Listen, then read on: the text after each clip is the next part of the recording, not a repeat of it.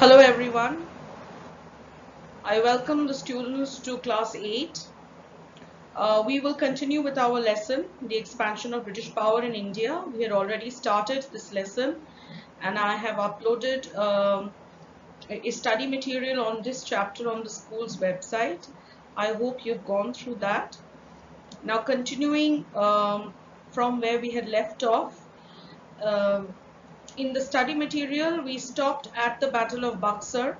Now with the Battle of Buxar, if you remember the notes or the study material, as a result of the Battle of Buxar, which was fought in 1764, the British controlled the whole of eastern India, which included Bengal, Bihar and Orissa. Now after controlling Bengal, the next target for the British would be Mysore. So we will continue with the annexation of Mysore. Mysore today is a city in the southern part of the state of Karnataka. Now at that point of time, Mysore was very important for its spice trade. That is the reason why the British wanted to control Mysore, because they wanted to control the entire spice trade of that particular region. Mysore had very strong rulers such as Hyder Ali, who ruled from 1761 to 1782, and Tipu Sultan 1782 to 1799. Both these rulers refused to be bullied by the British. And Mysore is known for the bravery, the courage, the valiant nature in the way these two rulers had fought against the British. The question that naturally comes to our mind is, why Mysore? Why was Mysore targeted by the British? This was because Mysore controlled a large part of the spice trade of the Malabar coast. Spices such as pepper, cinnamon, cardamom, etc. Now the company officials, they would buy these spices from the local merchants, the local traders, and they would sell these spices at a very high price in the European market. What did Tipu Sultan do? Tipu Sultan did not allow these local merchants to trade with the company officials. This made the company officials tremendously angry. They were infuriated. Moreover, Tipu Sultan was very, very close to the French. In fact, he had requested the French to modernize his army. The French were helping Tipu Sultan to modernize his army. As a result of this, the British were furious and they considered both Hyder Ali and Tipu Sultan as ambitious, arrogant and dangerous, who had to be immediately eliminated. Thus, elimination would always take the form of a war. So the British attacked Mysore, and as a result of this, 4 wars were fought. These wars were known as the Anglo-Mysore Wars. You can refer to the slide. The first Anglo-Mysore War fought between 1767 to 1769, the second one 1780 to 1784. The third Anglo-Mysore War was fought between 1790 to 1792, and the last war was fought in the year 1799. In fact, the last battle of the Anglo-Mysore Wars was the Battle of Seringapatam, where Tipu Sultan was killed and Mysore was completely brought under British control. Hence, Mysore is the next place in south of India which comes under British control. So now the British have Bengal, the eastern region, under their control, and they also have a part of South India under their control, that is Mysore. After Mysore, the Marathas were the next source of threat to the British. The Marathas had already been defeated in the Third Battle of Panipat in 1761, where the Marathas were defeated by Ahmad Shah Abdali. Thus, Delhi was no longer under the control of the Marathas. The Marathas had broken down into several groups of factions, F-A-C-T-I-O-N-S, factions, groups. And these several groups of factions were basically Maratha families, such as the Scindias, the Holkars, the Gaikwads, and the Bhosles. If you remember your class 7 syllabus, this was part of your class 7 syllabus. Now these Maratha families were held together. They were a confederacy. They were held together, an alliance, all right, by the Peshwa, that is the Prime Minister. So the British wanted to put an end to the Marathas completely. They wanted to finish the Marathas, as a result of which they fought 3 wars with the Marathas. The first Anglo-Maratha War, which was fought between 1775 to 1782, which was ended by the Treaty of Salbai. In this particular war, there was no clear winner. The second Anglo-Maratha War was fought between 1803 to 1805, as a result of which the British gained control over Orissa and other territories north of the Yamuna River, which included Agra and Delhi. And the third Anglo-Maratha War, which was fought between 1817 to 1819. As a result of the third Anglo-Maratha War, the Marathas completely lost their power. After the Marathas, the next big threat was Maharaja Ranjit Singh of Punjab, who was the founder of the Sikh dynasty. Now, the British and Maharaja Ranjit Singh were friends, and they became friends as a result of the Treaty of Amritsar, which was signed in 1809. According to the Treaty of Amritsar, the British accepted River Sutlej as the line beyond which they would not go. The Maharaja could consolidate his territories north of the Sutlej, but not south of Sutlej. South of Sutlej would be British territories.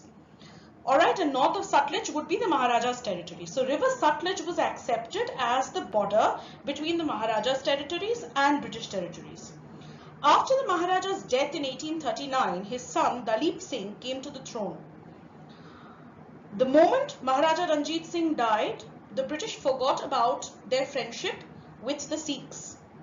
And immediately, Dalip Singh was defeated and Punjab was annexed in the year 1849. In the meantime, the British realized that the wars were a drain on their economy. That is, they were wasting a lot of money on fighting wars. Thus, they came up with new methods or new strategies of annexing the territories of India. These new methods were more diplomatic in nature, where they did not need to fight a war. So the first such strategy was devised by Lord Wellesley, which was known as the Subsidiary Alliance. Now, according to the terms of a Subsidiary Alliance, if an Indian ruler accepted the terms of the Subsidiary Alliance, he was not allowed to keep an army of his own. Instead, he would keep the company's army for the state's protection. Now, who would pay for the company's army? Obviously not the East India Company. For the company's army that was stationed in the Maharajas or the Nawab's territory, the Nawab and the Maharajas were supposed to pay. And if they failed to pay, the company would take away a part of their territory as penalty. Now, these troops that were stationed at the Nawab's or Maharaja's territory, these troops were called the subsidiary forces.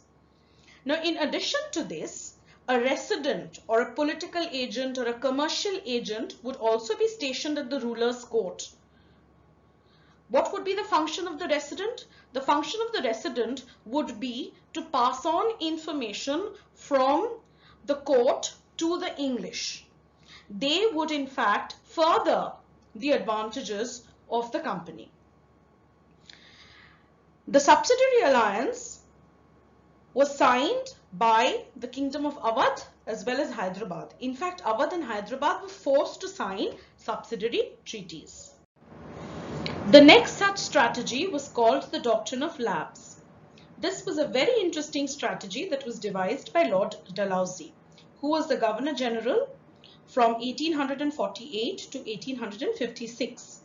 Now, according to the terms of the Doctrine of Lapse, if an Indian ruler died without a natural heir, alright, a natural successor, a biological successor or a biological heir, or a male biological heir, his kingdom would lapse, that is, it would become part of the company territory.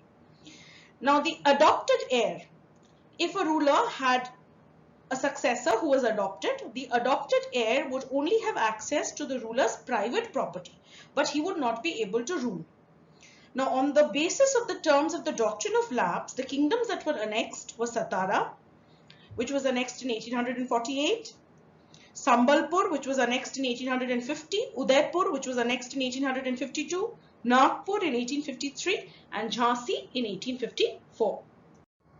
The next most ridiculous annexation on the part of the British was the annexation of Awadh. Awadh was already a subsidiary state. They had already signed the subsidiary alliance. There was no need for further annexation of Awadh. That is why I called this annexation as a ridiculous annexation, because there was no need for it. Now, Awadh was annexed in the year 1856 on the grounds that Awadh was not being managed properly, that the Nawab was failing in his duties to administer the territory of Awadh, and that he was also unable to introduce proper reforms in Awadh. The British said that they were obliged by the duty to take over. Naturally, the people of Awadh were very angry. They felt humiliated by the way the Nawab was treated. That is why they joined in large numbers in the revolt of 1857 against the British. Thus, to conclude, we can say that the British devised 4 ways of annexing territories in India. Number 1, wars. Number 2, subsidiary alliance. That was devised by Lord Wellesley. Number 3, doctrine of lapse. And finally, the charges of misgovernance that was raised against the state of Awadh. Now, where did the British fight wars? The British fought wars in Bengal. The British fought wars against the Marathas and also the state of Mysore. If you look at subsidiary alliance, it was Awadh and Hyderabad that signed the subsidiary alliances. If you talk about doctrine of lapse, Satara, Jhansi, Nagpur are the examples of the states that were annexed on the basis of the terms of the doctrine of lapse. And as far as charges of misgovernance is concerned, in 1856, Awadh was annexed on this particular ground. I hope you have understood the slides. We will also upload a worksheet on this particular study material. Based on the material on the slides, please go through them and then try to solve the worksheet that would be uploaded. Till then, stay safe. Do not venture out of your houses during the lockdown period. Bye-bye.